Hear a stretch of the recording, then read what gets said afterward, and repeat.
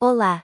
Bem-vindo ao É Tudo Vintage, seu canal de curiosidades históricas. No vídeo de hoje, vamos iniciar uma série sobre Jack, o Estripador. Sim, essa pessoa misteriosa que até hoje ronda o imaginário popular e que se perpetuou na história pelos assassinatos brutais de 5 mulheres. 5 mulheres conhecidas, porque nessa série, você conhecerá mais algumas que podem perfeitamente se encaixar no modus operandi desse assassino. Tudo isso depois da vinheta.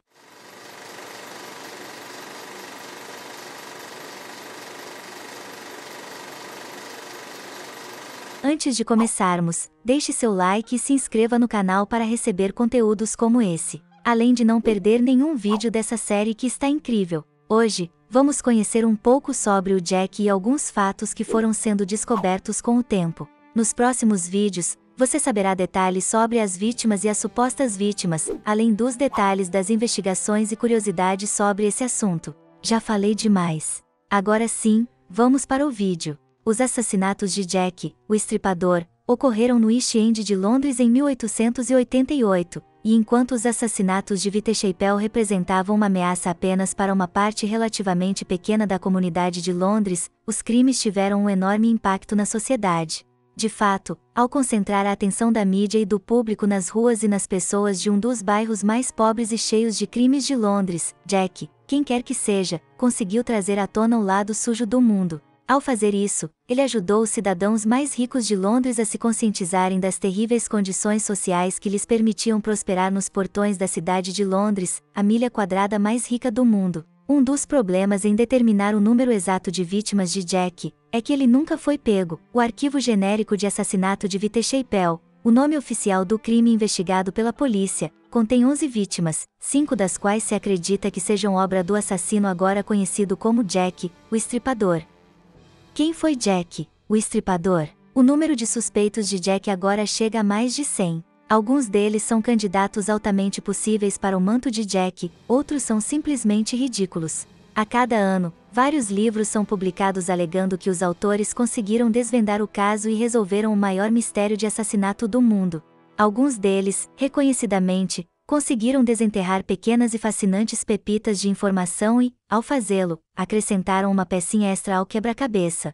Mas a maioria tende a distorcer os fatos para se adequarem à sua teoria particular, em vez de olhar para a teoria e demonstrar como ela se posiciona contra os fatos conhecidos sobre o caso.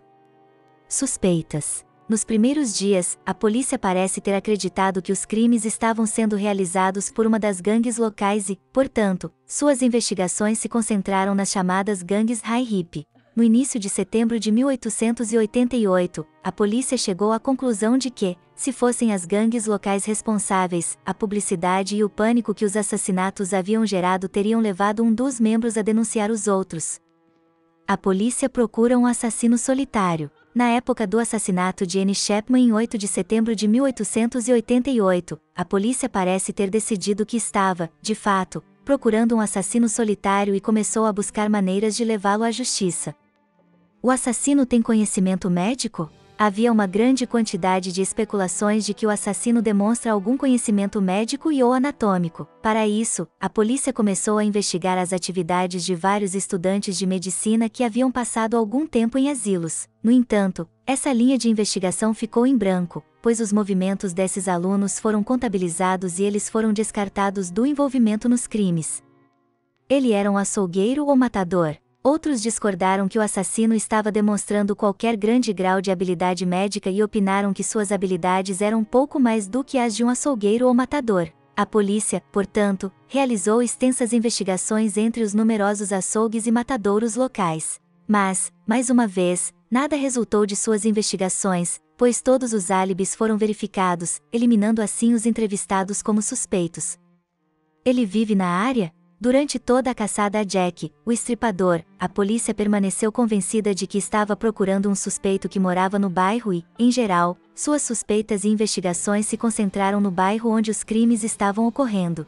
Mais de 2.000 entrevistas foram realizadas pelos policiais vitorianos, mais de 300 pessoas foram investigadas e 80 pessoas foram detidas sob custódia policial. É possível que Jack fosse um deles, mas nenhuma das entrevistas, investigações ou detenções revelou algo concreto que permitisse à polícia apontar o dedo para um suspeito e dizer que ele era Jack, o Estripador. uma lista de suspeitos que continua a crescer. Desde os assassinatos de Jack, suspeito após suspeito foi apresentado como responsável por eles. Príncipe Albert Edward Victor, Lewis Carroll, Jeffrey Amazons e Dr. Barnardo são apenas alguns dos suspeitos mais estranhos de Jack, o Estripador, que foram apresentados. Outros, como Thomas Couturier e Carl Feigenbaum, foram apresentados na época dos assassinatos, descartados como prováveis suspeitos e, em seguida, foram trazidos de volta ao quadro graças à pesquisa moderna. Londres.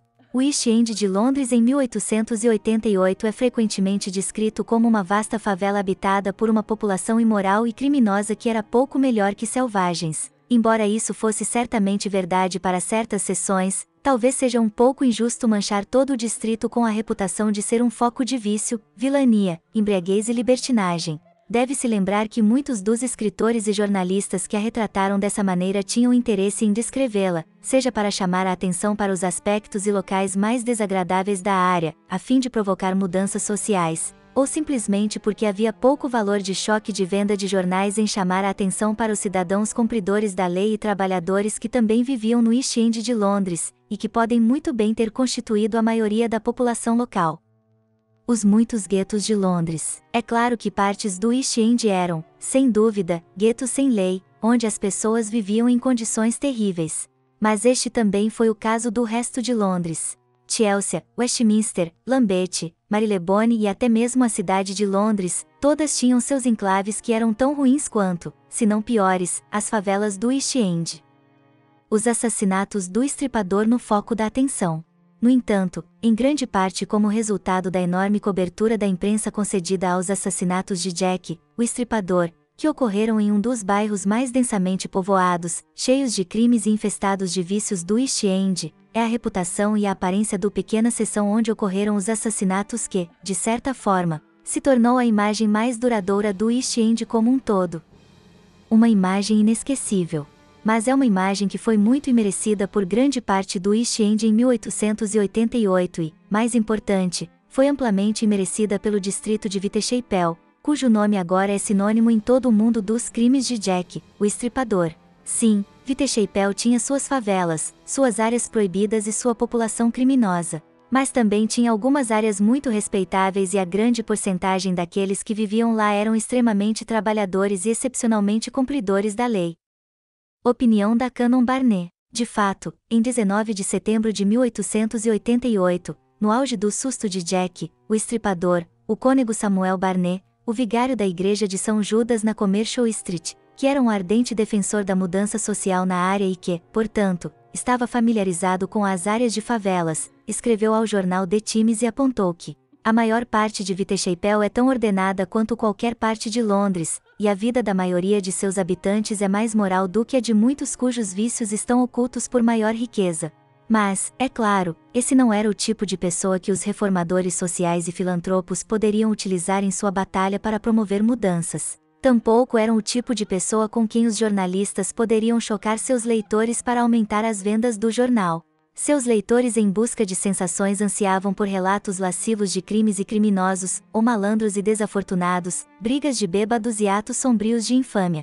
Assim, os East Enders honestos e trabalhadores se viram amplamente ignorados, e foram as áreas, reconhecidamente grandes, de subclasse que se tornaram o East End estereotipado aos olhos de muitos, como um comentarista colocou. Um pobre homem de Paddington, sem ter Marylebone ou bater-se-a pode ser considerado um dos pobres respeitáveis. Mas o mesmo homem vindo de Bethnal Green, Shadwell ou Wapping era um East Ender, a caixa de pó de insetos de Keating deve ser alcançada, e as colheres trancadas, tornou-se um lembrete concentrado para a consciência pública de que nada a ser encontrado no East End deve ser tolerado em um país cristão. O vídeo de hoje fica por aqui. Não esqueça que novos vídeos sobre o assunto estão por vir. Nos vemos logo. Até mais!